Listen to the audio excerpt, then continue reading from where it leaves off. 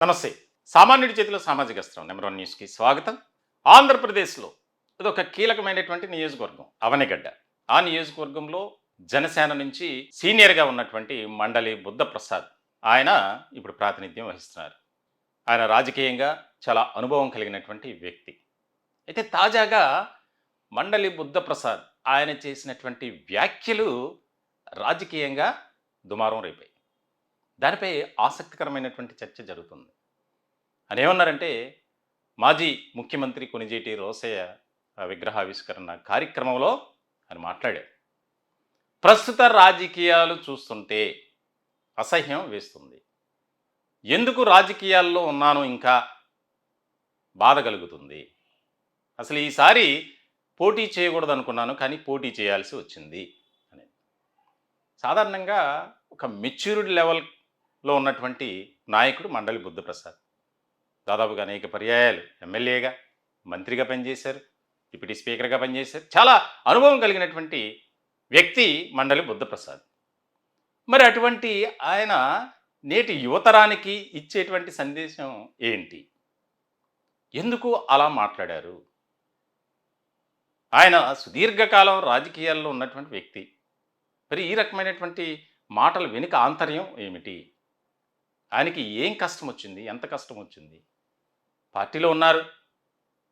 ఆయన అక్కడ సీట్ల సర్దుబాటు విషయంలోనే దానికి సంబంధించే పార్టీలోకి వచ్చారు, జనసేనలోకి. మరి అటువంటి వ్యక్తి ఆయన పార్టీ ఏం తక్కువ చేసింది? పార్టీలో సముచితమైనటువంటి స్థానం కల్పించింది. అంటే ఏవైనా పదవి ఆశించి భంగపడ్డారా మండలి బుద్ధప్రసాద్ అనేది ఇప్పుడు చర్చ జరుగుతుంది.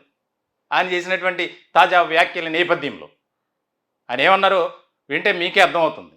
చాలా ఆవేదన, ఆందోళన, నిరాశ, నిస్పృహ, అసంతృప్తి, వ్యతిరేకత అన్నీ కలిపి మిక్స్ చేసి ఆయన మాట్లాడారు. ఒకసారి వినండి మీరు కూడా. ఆ సంబంధ బాంధవ్యాలు కోల్పోయి ఇవాళ ఇలాంటి రాజకీయాలు ఎందుకు ఉన్నామా అని చెప్పి రోజు వేదన పడాల్సిన పరిస్థితి. నేను జీవితంలో పెద్ద తప్పేంటి ఈసారి నిలబడతాను. ఈ రాజకీయాల్లో మళ్ళీ అలాంటి మహానుభావాలు సరసన నిలబడి రాజకీయాలు చేసిన వాళ్ళం ఇవాళ ఏ విధమైన రాజకీయాల్లోకి వెళ్తున్నాం నాకు అర్థం కాని పరిస్థితి. ఆయనకి కూడా అదే బాధ ఉంటుంది. ఇద్దరికి ఏం చేస్తున్నాం, చేసే పరిస్థితి లేదు, పడిపోయాం ఇట్లా వచ్చేసి. అంటే ఇంత కలుషితమైన రాజకీయాలు జరిగినప్పుడు ఈ విగ్రహం స్ఫూర్తి కలగాలి ఎవరికైనా. వాళ్ళు ఏ విధంగా రాజకీయాలని నడిపించారు, ఏ విధంగా ప్రజల గురించి ఆలోచించారు. అదేంటి పరిస్థితి. అంటే దీనికి సంబంధించి ఆయన మాట్లాడినటువంటి విధానం పట్ల రాజకీయ వర్గాల్లోనే కాదు, పబ్లిక్లో కూడా ఒక చర్చ జరుగుతుంది. అంటే ఆయన ఏమైనా పదవి అడిగారా? పదవి ఇవ్వలేదా? చంద్రబాబు నాయుడుతో మంచి సంబంధాలు కలిగి ఉన్నారు, బీజేపీతో మంచి సంబంధాలు ఉన్నాయి. ఇక ఎలాగో సొంతపాటి జనసేన. ఆయన అడిగితే కాదనరు ఏ పదవి అయినా సరే. మరి అడిగితే ఇవ్వలేదా? లేకపోతే ఎందుకు ఈ మాటలు మాట్లాడాల్సి వచ్చింది అనేది ఇప్పుడు ఒక రకమైనటువంటి ఆసక్తికరమైనటువంటి చర్చ. వాస్తవానికి అటువంటి మాటలు మాట్లాడేటువంటి వేదిక కాదది. ఏదైనా చెప్పి దానికి అనుబంధంగా మాట్లాడి ఉంటే బాగుండేది. కానీ ఈ రకమైనటువంటి వ్యాఖ్యలు చేయడం వెనుక కారణం ఏంటి, రహస్యం ఏంటి అనేది ఒక రకమైనటువంటి చర్చగా మారింది. ప్రస్తుతం ఉన్నటువంటి ఈ యొక్క రాజకీయ పరిస్థితులు కావచ్చు, ఏదైతే రాష్ట్రంలో కూటమి అధికారంలో ఉంది, తెలుగుదేశం పార్టీ, జనసేన, భారతీయ జనతా పార్టీ, ఈ 3 పార్టీల కలయికతో రాష్ట్రాన్ని పరిపాలిస్తున్నారు.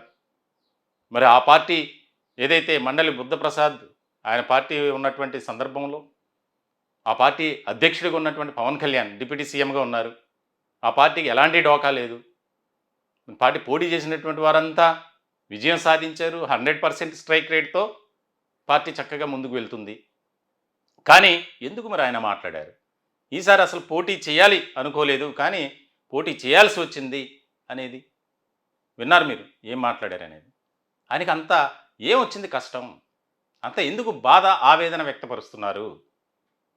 ఏదన్నా చెప్పాలనుకుని ఈ మాటలు చెప్పారా అనేది రకరకాలుగా సోషల్ మీడియా వేదికగా అయితే అనేక రకాలుగా చర్చ, ఎన్నో న్యూస్ బయటకు వస్తున్నాయి.